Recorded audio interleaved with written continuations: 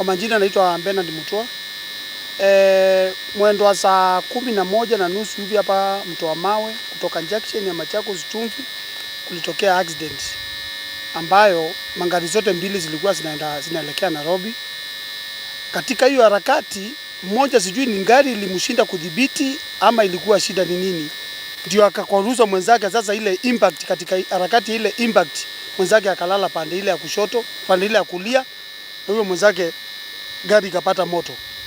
Kwa hivi sasa gari zenyewe zote mbili, mmoja dereva ameokolewa, lakini hii mwingine watu wawili, ilikuwa na watu wawili na wameungua ndani. Ni masikitiko makubwa sana, manake upande wa emergency response katika taifa letu hivi karibuni tumeweza kushuhudia matukio kadhaa likiwemo hili la hivi leo, na ni kwamba tagia ajali ilipotokea kuanzia mida ya saa 11 alfajiri tumeweza kuona gari ya response ambayo imetoka katika county ya Machakos imeweza kufika saa 12 na madakika.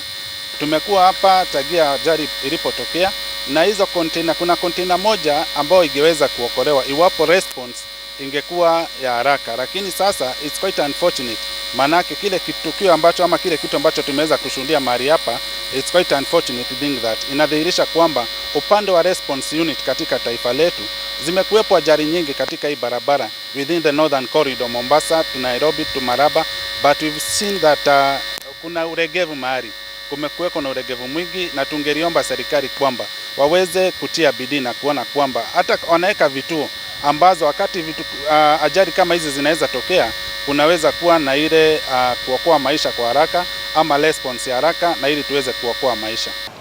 Mimi ni safety officer softcare.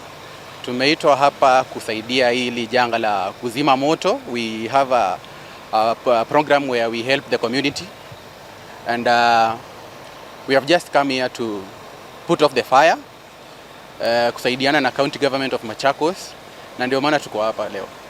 Tunasema ni pole sana kwa wenye wameadhiliwa.